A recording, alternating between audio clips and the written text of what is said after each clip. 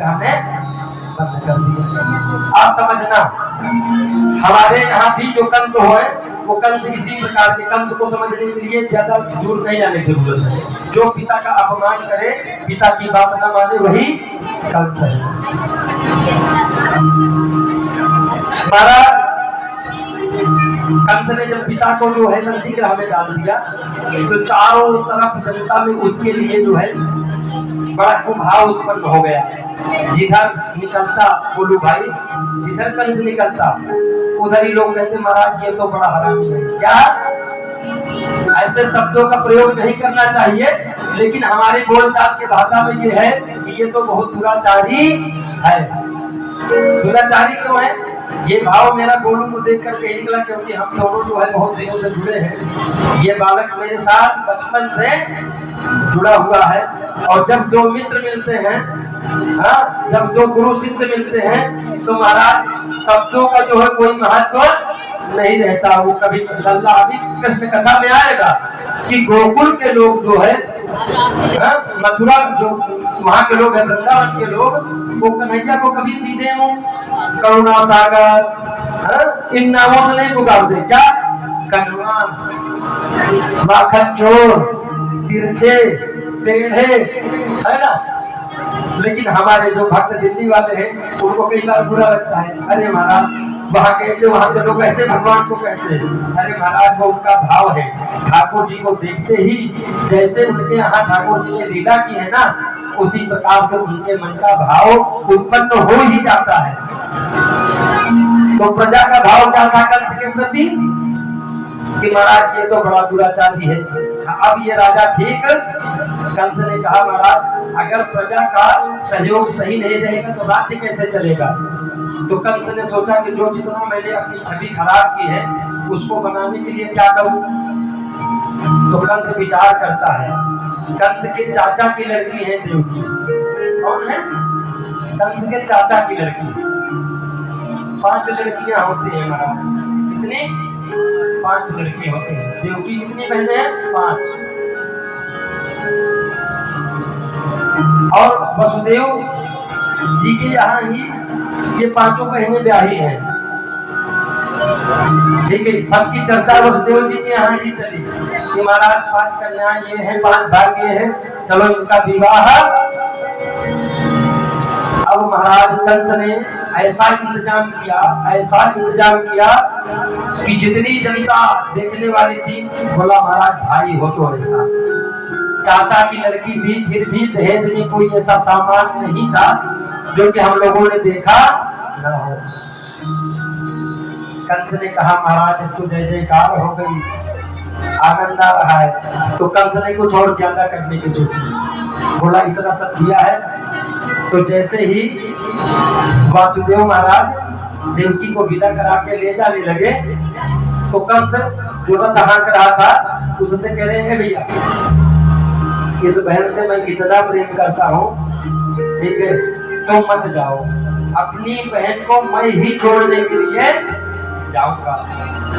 अब देवताओं ने सोचा कि महाराज इसका कितना अत्याचार फैला हुआ है, इसके अत्याचार से जल्दी मुक्ति कैसे प्राप्त हो, इसके लिए और भगवान का दीदार कितनी जल्दी हो जाए, भगवान के दर्शन कितनी जल्दी हो, इसलिए देवता उतावले थे। उतावलेपन में ही उन्होंने जैसे देवकी को रथ में बिठाल करके वसुदेव देवकी को कंस आगे चलने लगा, वैसे ही देवताओं ने आकाशवाणी की।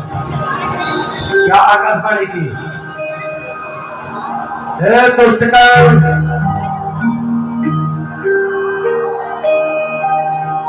जिस बहन को तू इतनी प्रेम से बिठाल करके रथ में ले जा रहा है ना, इसी का 8वां पुत्र तेरा काल होगा। अब महाराज ये आकाशवाणी सुन करके कंस के भाव को बदल गए कि महाराज काल होगा। कंस ने आंखें लाल की और तुरंत जिस देव की बहन को इतना प्रेम करता था बोला ना रहेगा बात और ना बजेगी। जब जन्म देने वाली ही नहीं रहेगी तो जन्म कहां से होगा। तुरंत केस पकड़ा और तलवार निकाली और गर्दन काटने के लिए तैयार हो गया महाराज।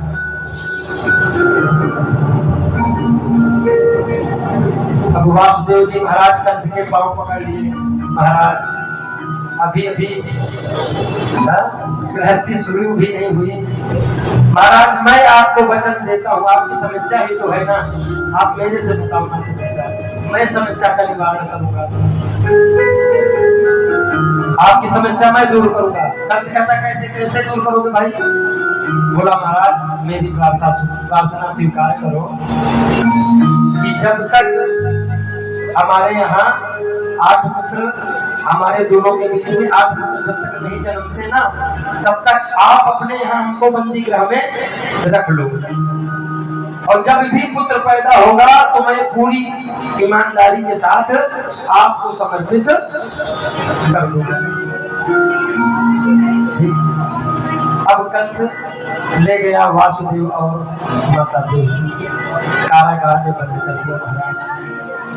इधर गोकुल में तैयारियां होने लगी। जितने भी देवताओं को पता चला कि आकाशवाणी ने कह दिया प्रभु का अवतार होगा, आकाशवाणी ने कह दिया प्रभु का अवतार हो गया, वैसे जितने भी देवता हैं, इंद्र इत्यादि देवता, वरुण यम कुबेर जितने भी हैं, जितने ऋषि मुनि महात्मा हैं, सबको जब पता चल गया तो सब जा करके अपना अपना प्लॉट जो है खरीदने लगे। कहा? महाराज जहां प्रभु को लीला करनी थी, गोकुल में। अब संतों को कैसे पता चला महाराज जन्म तो होगा मथुरा में, और संतों को कैसे पता चल गया कि गोकुल आएंगे?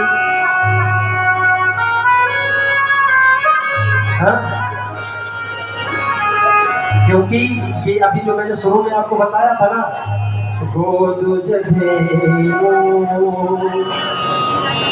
कि जहाँ गायों की मात्रा अधिक होगी ना महाराज।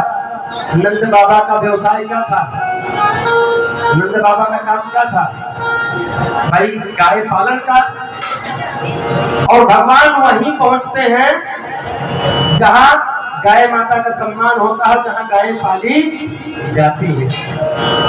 इसीलिए संतों को कंफर्म हो गया कि गायें जब जिनके यहाँ अधिक है, जहाँ माखन है, वहीं तो माखन किसी का भोग लगाने वाले पहुंचेंगे।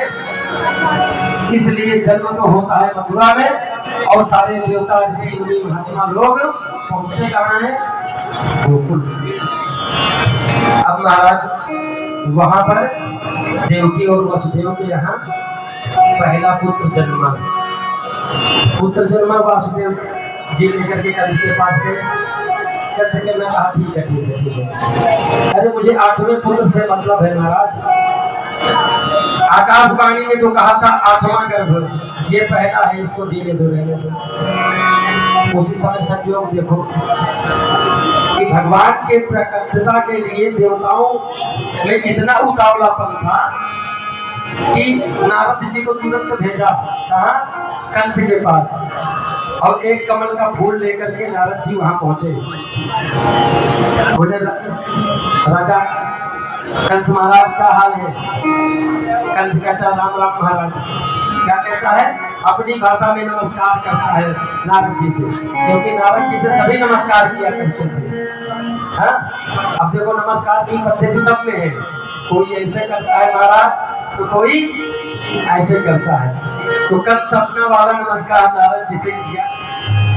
नारद जी ने कहा राजा, उसी समय वो आए हुए थे। बोले आकाशवाणी ने महाराज कहा बड़ा दुख आ गया है, कैसे करूं क्या? भगवान ने कहा ये बताओ, ये कमल का फूल है देख रहे हो, सभी पंखुड़ियों को दिखाया, 8 को गिनाया। बोले ये बताओ इनमें से पहली पंखुड़ी कौन है? ठीक है, उसने ऐसे बोला, बोला ये है।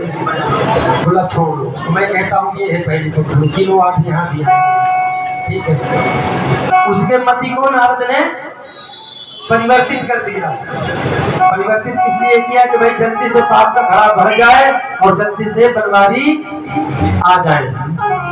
और उसी समय कंस ने विचार किया कि एक उसको भी नहीं छोड़ो। पुत्र को लिया महाराज और घुमाया और अब कंस का अत्याचार बढ़ने लगा। फटाफट जितने भी 6 गर्भ ऐसे हुए जिनको खत्म करता हुआ चला गया। 7वां गर्भ बलराम जी के रूप में, उसको भगवान ने रोहिणी जी के गर्भ में विस्थापन कर दिया योग माया के प्रभाव से। और ये योग माया जी को आदेश दिया कि जाओ तो नंद के यहाँ यशोदा के यहाँ जो है अपनी माया रचो, वहां पुत्री बनकर के जन्म। और इधर नारायण स्वयं राम के समय में जो है लक्ष्मण जी को जो है बहुत कष्ट झेलना पड़ा था। बोले महाराज सारी बातें मैंने आपकी मानी थी, अब की मैं पहले जाऊंगा। तो यहाँ पर जैसा अवतार लक्ष्मण जी बलराम जी के स्वरूप में पहले पहुंच गए। उसके बाद 8वां जन्म भगवान श्री कृष्ण का होता है। कहाँ होता है? वासुदेव और देवकी के कारागार में। महाराज समय तो आप सब लोग जानते हैं, भादों का महीना होता है, अष्टमी तिथि होती है, बुधवार का दिन होता है महाराज।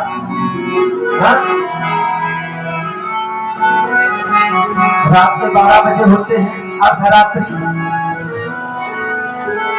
और भगवान कन्हैया का उसी समय जो है प्राकट्य होता है। स्वागतम कृष्णा। अब आप लोग थोड़ा सा देखो कितने उतावले हैं भक्त लोग स्वागत करने के लिए। ठीक है, भगवान जब प्रकट हुए प्रकाश पुंज में तो चतुर्भुज रूपधारी भगवान प्रकट हुए, तब माता देवकी उनसे प्रार्थना करती है, प्रार्थना करते हैं कि महाराज अपने बाल रूप में आ जाओ, जिससे मैं नारायण हूँ। तब भगवान बाल रूप में आते हैं।